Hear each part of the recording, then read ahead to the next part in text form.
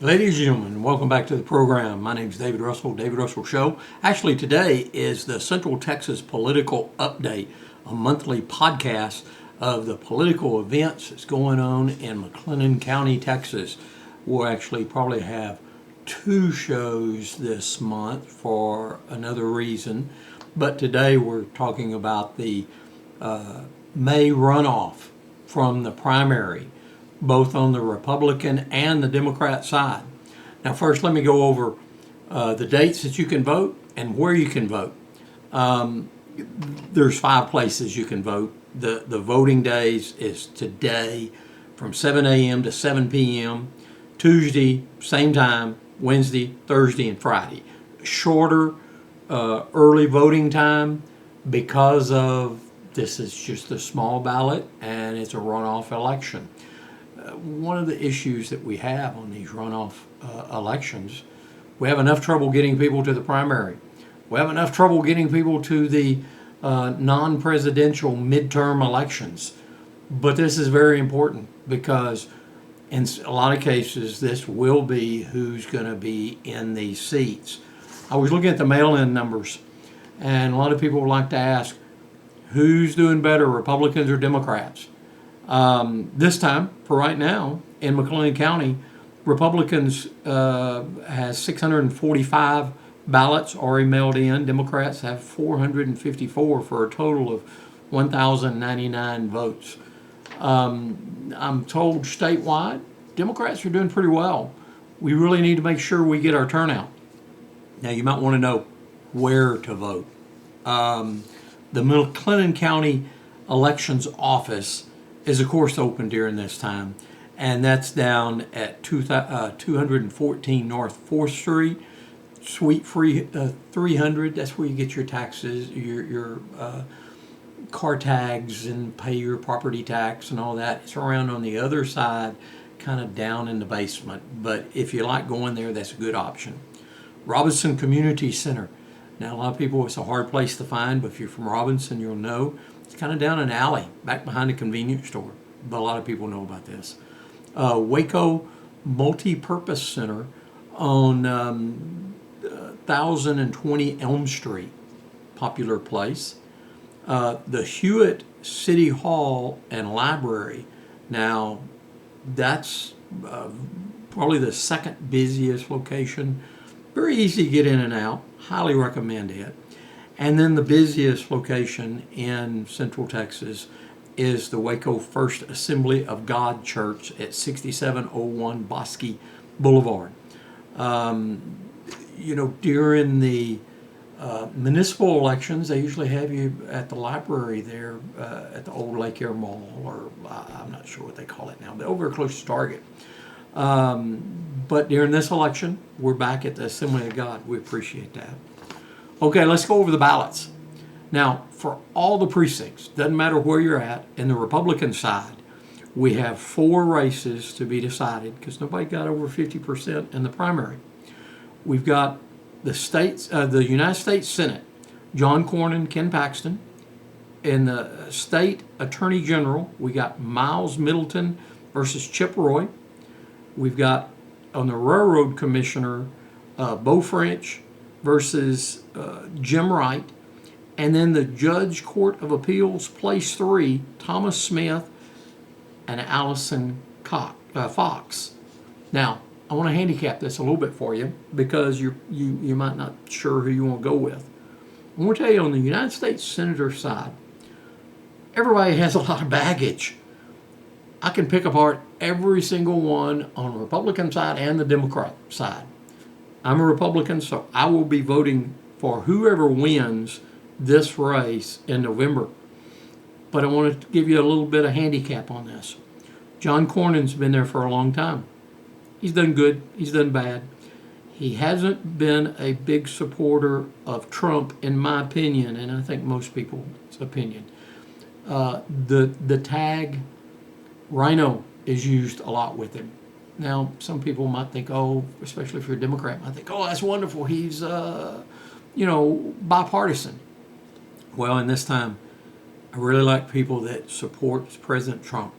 And if you look at our county, I think it was something like 65% of the people just 2 years ago, or less than 2 years ago, voted for Donald J. Trump. Now, Ken Paxton, we've heard about all of his issues. Some of the issues is shoot himself in the foot type stuff. Some of them is because he's over the target and they want to pick apart everything. It might be 50-50 on his issues. But from a McLennan County standpoint, he is a Baylor grad. He does come here quite often. He's a good guy. I'm going to be voting for Ken Paxton. Now, of course, like I said, if Ken loses, I'm going to be voting for John come November. But that's just give you a little bit of handicap. It doesn't say, oh, you're wrong if you're supporting one way or another. Now, Attorney General, Miles Middleton and Chip Roy. I met both of these people. Chip Roy, how's the best way to put this? He is strong, but he's also arrogant. He does not support President Trump, which is not necessary because it's a state race, but he was one of the ones that during the impeachment time that was a Republican that pushed a lot of the negative stuff. He tries to say he's more MAGA than MAGA. Well, I don't know about that. But I do know Miles. He's from on the coast. He's down Galveston. He comes to Central Texas quite often. He's a good guy. And I can tell you, he wants to fight this Muslim city issue, just like Ken Paxton's been doing. And I go back to Ken. Ken's done a great job as Attorney General. That's another reason I like to see him move up. My handicap, I'll be voting for Miles. There again, whoever wins, I'll be supporting them. Maybe that's a little too Republican, but I just know what's going on the other side. Now, Railroad Commissioner. Now, if people don't know, Railroad Commissioner job has nothing to do with the railroad. It is totally oil production, which seems like they ought to rename it. I've talked to some state people who say, why can't we rename this to Oil Commissioner or something? But anyway, we've got the incumbent, Jim Wright, which we've been doing a great job. You know, our stuff's doing well. And Beau French. Now, Jim Wright's got a lot of endorsements. And I've heard difficult things, like, for instance, he supported some Democrats. He's donated to some Democrats. Beau French I've met several times. He is a very strong, smart oil man. I like that idea of having an oil man in a job that knows what's going on to oversee the oil. I'm going to be supporting Beau French. I personally think this is going to be a tight race, but I think Beau will win it. Okay, Judge, the last one, Judge, Court of Criminal Appeals, place 3. I'm going to do more on this later in another podcast, but Thomas Smith versus Allison Fox. Now, both of these people have come to Central Texas many times to try to meet people and, make sure you know what they're all about. Thomas, I understand, seems to have more people endorsing him.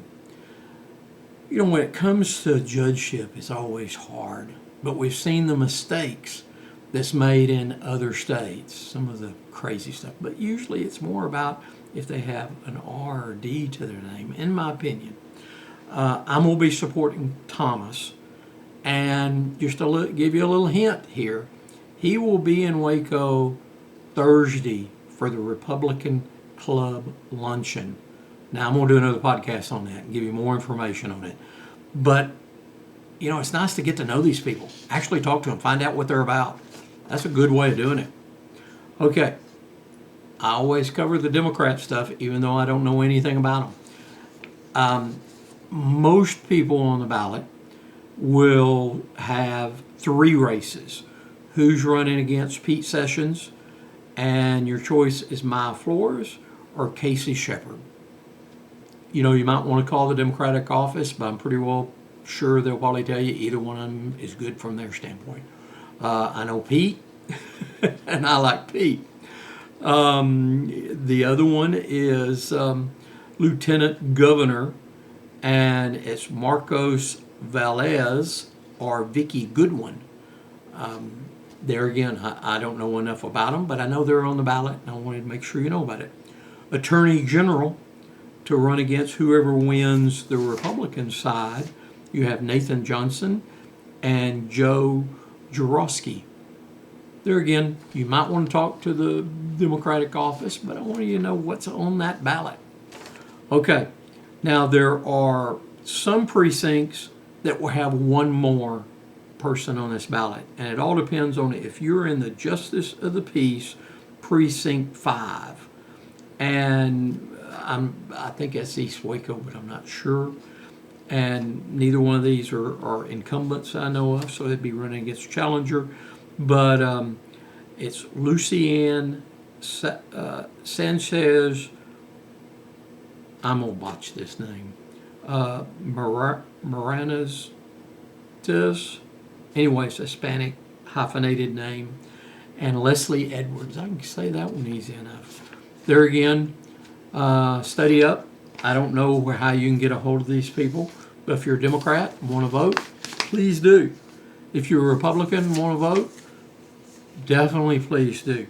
If you need more help on this, I will have another podcast out soon that we can help. But you know the times. You got this week to do your early voting, and then May 26th to decide who you want to run in both of these situations in the November election. And I think in some situations here, who you're voting for could end up being in that seat, so it's pretty darn important. Thank you for watching. I'll have more podcasts soon, and we'll see you on the next one. Thank you very much.